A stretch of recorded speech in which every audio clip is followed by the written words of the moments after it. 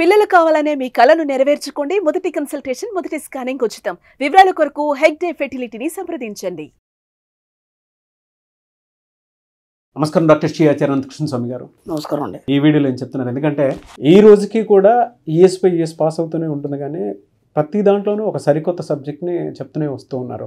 ఇవాళ మనీ అట్రాక్షన్కి సంబంధించినటువంటి first brand name ఏదైనా ఉంది అని అంటే మనీ మంత్రాకి డాక్టర్ శ్రీ ఆచార్య అనంతకృష్ణ స్వామి గారు. సో ఈ వీడియోలో ఏం చెప్తున్నారు? మనకేంటంటే మన సబ్జెక్ట్లో మనం ఏం చెప్తామంటే కళలు అనేది కనాలి. మనం కళలు కనాలని చెప్తున్నాం. మనం ఎంత వీలైతే అంత కళలు కనాలి, అవి అన్నీ చూస్ చేసుకోవాలి. ఎందుకు కళలు కనాలంటే ఇప్పుడు మీరు ఒక కోరిక ఉండిపోయింది.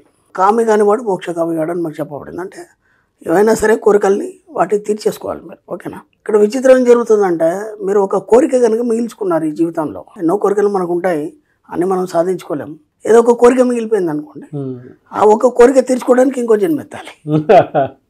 ఇప్పుడు ఇంకో జన్మ ఎత్తడం అనేది ఈజీయా, కోరిక తీర్చుకోవడం ఈజీయా కదా? కాబట్టి హాయిగా కోరిక తీర్చేసుకుంటే అయిపోద్ది కదా, సరిపోతుంది. ఎందుకంటే చిన్నప్పటి నుంచి ఎన్నో కోరికలు ఉన్నాయి. అలాగే ఇప్పుడు మన కొత్త కోరికలు కొత్తగా వచ్చినాయి మనకి.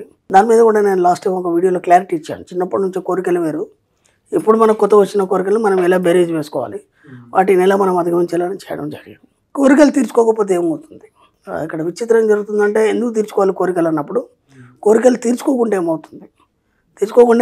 ఆ ఒక కోరిక మిగిలినా సరే దానికోసం ఇంకో జీవితం ఎత్తాలి.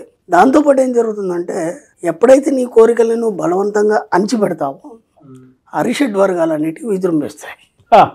అర్థమైందా? అంటే ఏమవుతుందంటే ఒక చిన్న ఎగ్జాంపుల్ చెప్తాను. ఒక పిల్లాడు ఉన్నాడు, వాడు ఎగ్జిబిషన్ వెళ్ళాం, మనం తీసుకొని ఎగ్జిబిషన్ వెళ్ళాం. పిల్లాన్ని వెళ్ళినప్పుడు వాడికి కావాల్సిన వస్తువు మనం కొనియలేదు, ఓకేనా? ఇప్పుడు వాడి లోపల ఉన్న అరిషడ్ వర్గం అనేది విజృంభిస్తుంది. అంటే కోపం వస్తుంది, వాడికి చిరాకు వస్తుంది, గట్టిగా అరవడం కానీ, ఏదైనా ఉంటే చేతిలో గిరాటేయడం కానీ అయిపోయిందా. అంటే మీకు తెలియకుండా ఏమవుతుందంటే ఇప్పుడంటే మనకు ఒక ఏజ్ వచ్చింది, అన్నీ మనం అర్థం చేసుకోగలుగుతున్నాము. కానీ మీకు తెలియకుండా మీ ఇన్నర్ మైండ్ అనేది ఈ అరిషడ్ వర్గాలు ఏవైతున్నాయో వాటిని విజృంభిస్తుంది. అంటే మనకి దీంట్లో ఏమేమి వస్తుంది? కోపం వస్తుంది, అసూయ, ద్వేషము, రాగము, కామము, ఇవన్నీ కూడా మీకు తెలియకుండానే బయటకు వస్తాయి. అది సమాజం మీద ప్రభావం చూపిస్తుంది, వ్యక్తుల మీద ప్రభావం చూపిస్తుంది, కుటుంబం మీద ప్రభావం చూపిస్తుంది. అలాగే నువ్వు ఎక్కడైతే నీ అట్మాస్ఫియర్ ఉందో అక్కడ కూడా ప్రభావం చూపిస్తుంది. మీకు తెలియదు, మీరేమనుకుంటారంటే ఏదో సమయ సందర్భాన్ని బట్టి నేను ఇలా కోపడ్డాను అనుకుంటారు. కానీ ఆ కోపానికి కారణం ఎక్కడో మీ యొక్క కోరిక తీర్చుకోలేదు కాబట్టి అది బయటకు వస్తుంది. ఇప్పుడు కోరికలు తీర్చుకోకపోవడం వల్ల మీకు తెలియకుండానే మీ యొక్క మానసిక స్థితి అనేది ఒక అలజడికి గురవుతుంది. ఎప్పుడైతే అలజడితో కూడినటువంటి మనసు ఏదైతుందో అది ఏది సాధించలేదు. కాబట్టి అలజడి అనేది ముందు తీసేయాలి. అలజడిలో ఈ అరిషడ్ వర్గాలు ఉన్నాయి కాబట్టి ముందు అలజడి స్టార్ట్ అవుతుంది. అలజడిలో సందర్భాన్ని బట్టి ఇవన్నీ కూడా బయటకు వస్తాయి మనకి. కాబట్టి వీలైనంత మట్టుకు ఏం చేస్తారంటే మీ కోరికల్ని హాయిగా తీర్చేసుకోండి. ఎందుకు తీర్చేసుకోవాలి? ఆ కోరిక తీరడం వల్ల ఏమవుతుందంటే మెల్లిగా ఇవన్నీ కూడా మీకు ఎక్కడ ఉంటాయంటే మీ యొక్క అనాహత చక్రమైనటువంటి 4th సీల్లో ఉంటాయి అవి.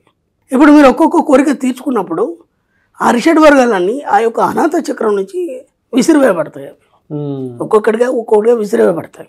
ఎప్పుడైతే విసిరివేయబడతాయో ఇది ప్యూరిటీ సంతరించుకుంటుంది. ఎప్పుడైతే ఇది ప్యూరిటీ సంతరించుకుంటుందో అప్పుడు మీరు కోరుకునేవన్నీ వచ్చేస్తాయి. ముందు కోరికలు తెచ్చుకునే ప్రయత్నం చేయండి. దాంట్లో ఏమవుతుందంటే మీకున్నటువంటి అరిషడ్ వర్గాలు ఏవైతున్నాయో ఒక్కొక్కటిగా దూరం అయిపోవడం అనేది మొదలవుతుంది. ఎప్పుడైతే ప్యూరిటీ సంతరించుకుందో మీరు చిన్న పిల్లల్లా మారిపోతారు. ఎందుకు నేను చెప్తున్నానంటే మొత్తం హోల్ బాడీ చూసుకుంటే, షట్చక్రాలు చూసుకుంటే మనకు కేవలం అనాహత చక్రం మాత్రం మన కోరికలు తీరుస్తుంది. ఎందుకు తీరుస్తుంది అంటే అది ఎప్పుడు ప్రేమతత్వంతో కూడి ఉంటుంది. అందుకే అది హృదయానికి దగ్గరగా ఉంటుంది. మనం ప్రేమను కూడా మనం ఎలా సూచిస్తామంటే హార్ట్ సింబల్తో సూచిస్తాం.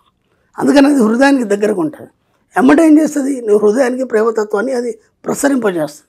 అప్పుడు ఏమైపోతుందంటే నీలో ఒక సాత్వికత అనేది ఏర్పడుతుంది. ఎప్పుడైతే సాత్వికత ఏర్పడుతుందో నువ్వు తత్వమసి అయిపోతావు. అంటే తత్వమసి అంటే నువ్వే అంత, అంటే మొత్తం ఈ సృష్టి అంతా నువ్వే అయిపోతావు. అంటే దేన్ని చూసినా సరే నువ్వు ప్రేమించగలుగుతావు, దేన్ని చూసినా సరే నువ్వు దాన్ని ఆరాధించగలుగుతావు. ప్రతి దాంట్లో నీకు ఒక పవిత్రత అనేది కనిపిస్తుంది. అప్పుడు ఏమవుతుందంటే నువ్వే అనంతంగా మారిపోతావు. ఈ స్థాయికి రావాలంటే మనం ముందు ఏం చేయాలంటే కోరికలు ఏవైతున్నాయో వాటన్నింటినీ తీర్చుకోకపోతే ఏమవుతుంది? మీలో ఉన్న అరిషడ్ వాళ్ళు కానీ బయటకు వస్తాయి. దానివల్లనే ఇవన్నీ అలజడులు, గొడవలు, హడావుడి ఇప్పుడు సమాజంలో జరిగి ఇవన్నీ కూడా అవే. ఎందుకంటే మనిషికి ఏదైతే లేదో దానికోసం ఫైట్ చేస్తాడు. ఫైట్ చేస్తుంటే కోపం అనే అరిషడ్ వర్గం నుంచి కూడా బయటకు వచ్చింది కదా. సరే పక్క వాళ్ళు ఏదో కొనుక్కున్నారు, నీకు లేదు, దాని మీద నీకు కోరిక వచ్చింది, ఈర్ష్య వచ్చిందా లేదా? అవునా కదా? ఈర్ష్య, అసూయ, ద్వేషం. ద్వేషం దేనికి వస్తుంది? మన దగ్గర లేని దానికోసం ఎదుటి వాళ్ళ దగ్గర ఉన్నప్పుడు, వాళ్ళు లాక్కున్నప్పుడు మనకు వస్తుంది. అంటే నీ దగ్గర ఉన్నదాన్ని నువ్వు కోల్పోతున్నావు కాబట్టి నీకు ద్వేషం వస్తుంది. ఇలా ప్రతిదీ కూడా ఈ అరిషడ్ వర్గాలతో మన సబ్జెక్ట్కి చాలా ముడిపడి ఉంది. వీలైనంత కోరికలు తీర్చుకోండి, హాయిగా ఎంత వీలైతే అంత సంపాదించండి. ఈ కోరికలు తీర్చుకోవాలంటే ముందు నువ్వేం చేయాలంటే సంపాదించాలి.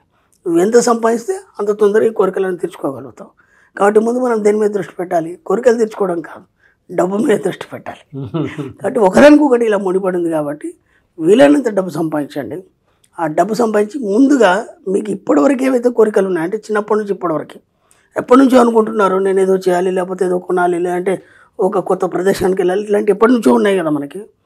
ముందు డబ్బు రాగానే ముందు ఆ పనులు చేయండి.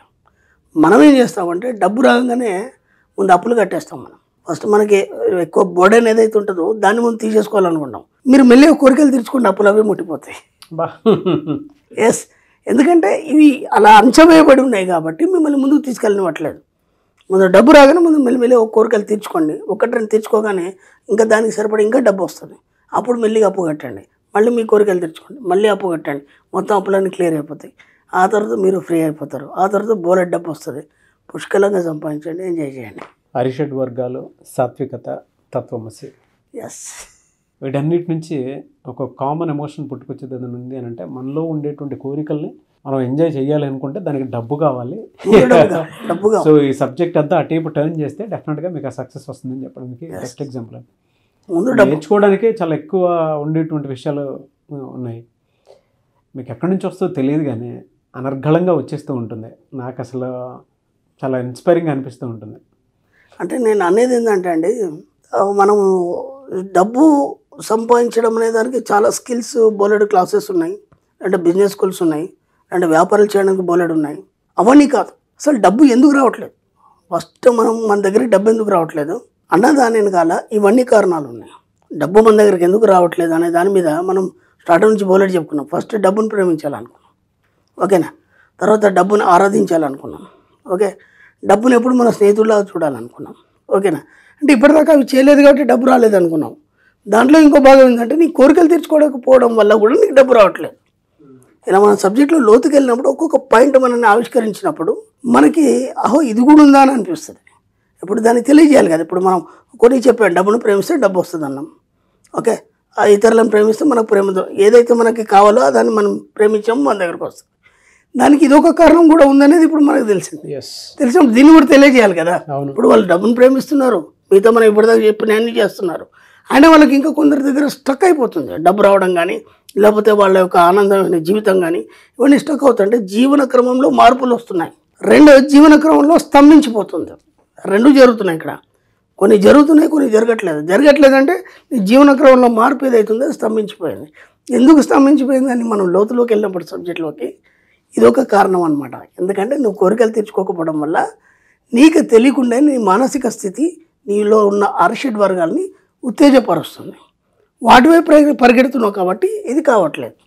ఇప్పుడు దాన్ని మనం అంచెగొట్టామనుకో, అప్పుడు ఇది ఆటోమేటిక్గా అయిపోతుంది. అది నేను చెప్పే అన్బిలీవబుల్ ఎగ్జాంపుల్ అండి అసలు. Thank you thank you so much doctor Shri Acharya Anantakrishna Swami garu. Thank you.